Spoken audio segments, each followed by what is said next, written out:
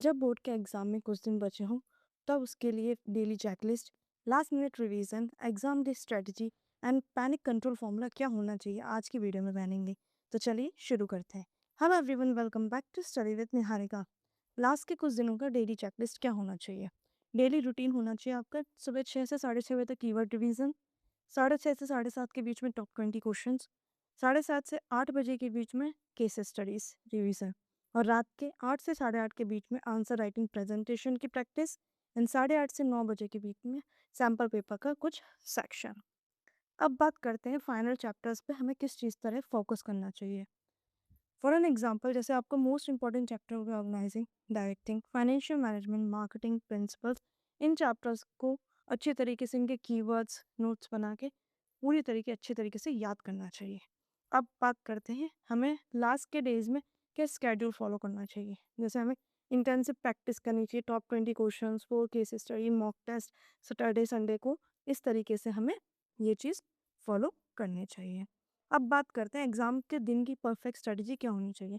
पहले हमें सारे क्वेश्चंस रीड करने हैं, देन सेक्शन ए फॉलो करना है, then section B, then C, then F, D and E. इसे अच्छी तरह से रिव्यू करके अंडरलाइन हेडिंग्स करके कीवर्ड्स को बोल्ड लेटर में लिख के ये सब हमें फॉलो करना चाहिए। हमें पैनिक किस तरीके से कंट्रोल करना चाहिए। सबसे पहले हमें प्रॉपर ब्रीदिंग करनी चाहिए, इस तरह की नहीं कि एकदम एग्जाम का पेपर देख के टेंशन में आने लगे, अरे ये नहीं आ रहा, ये नहीं आ रहा। नो, हमें पहले ब्रीदिंग आराम से, फिर हमें सबसे पहले सॉल्व करना है एमसीक्यू इंस्टेंट। इससे क्या होता है, हमारे जो छोटे छोटे मार्क्स है पूरे अच्छी तरीके से कवर हो जाते हैं।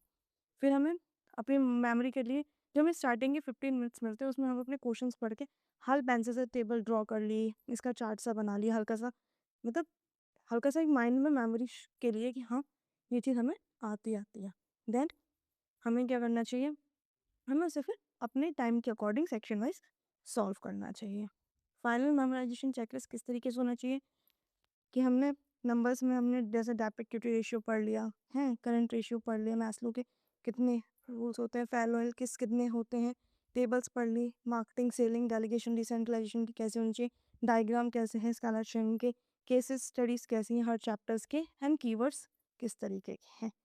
तो एंड लास्ट मिनट के आंसर राइटिंग कैसी होनी चाहिए, हेडिंग हो गई, 6 पॉइंट्स हो गए, कीवर्ड बॉक्सेस में हो गए, एंड कंक्लूजन हो गया। तो ये था हमारा फाइनल के कुछ दिन के लिए प्रैक्टिस एंड काउंटडाउन कंप्लीट। कल हम बात करेंगे टॉप 20 क्वेश्चन के अगेन प्रैक्टिस। तब तक के लिए keep learning, keep growing. Thank you.